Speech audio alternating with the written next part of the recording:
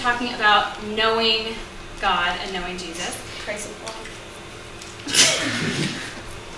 And I kind of want to leave you guys with like a question, so to speak. So my first question is going to be, I don't know if you guys have heard the book 1 Minute After You Die, but my mom showed it to me. She has the book, and she's like, it's about, 1 minute after you die, where will you be?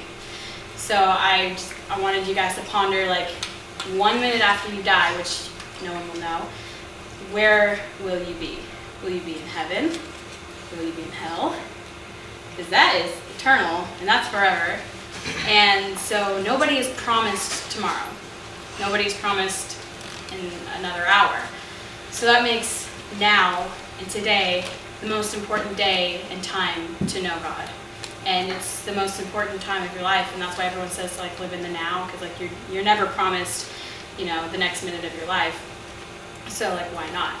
And when I was a kid, I used to play this little game in my head, or not a game, but just whatever.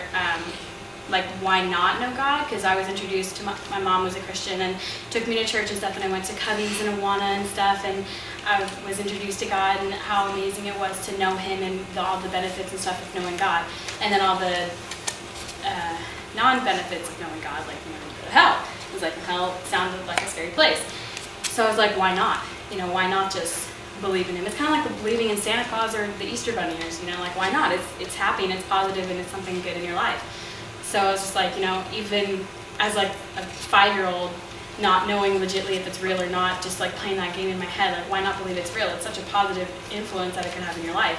And then growing up, I realized, it is real, and it's awesome. And it's commonplace for people to say, oh yeah, I know God. And you hear that all the time. Christians say, oh, I know God. Satan knows God. Satan knows God better than anybody. He was God's favorite. He was the angel. And he knows the Bible better than anyone. He could recite it backwards for you. Doesn't make him a Christian. He's not a Christian. He knows God better than anyone, and he knows the Bible better than anyone. He's not a Christian. Practicing it, knowing the Bible and knowing God, the difference between us and Satan is the way we practice what we know. And the way he practices it is he uses the Bible against us. And he uses it to bring us down and twist the words and twist the meanings of what we read in the Bible. And he uses it to tear us down. And we use it to build people up and to show that God is real, and the way we practice it in our daily actions in our lives. That's the difference between us being Christians and knowing God and Satan knowing God. And it's like heart knowledge and head knowledge. And Satan has head knowledge, because he knows everything. It's like studying for a test. He knows the Bible backwards and forwards in every way, shape, and form. We know heart knowledge because it seeps down into our heart, and we know what's good and what's bad and what's right and wrong, and we use it for positive reinforcements and to try to bring people up and stuff. And that's the difference between us. And in Matthew 7:16 it says, by their fruit you will recognize them. And then it goes on in Matthew 7:18, it says, a good tree cannot bear bad fruit, and a bad tree cannot bear good fruit. And that's referencing, you see people in your lives and the way they act.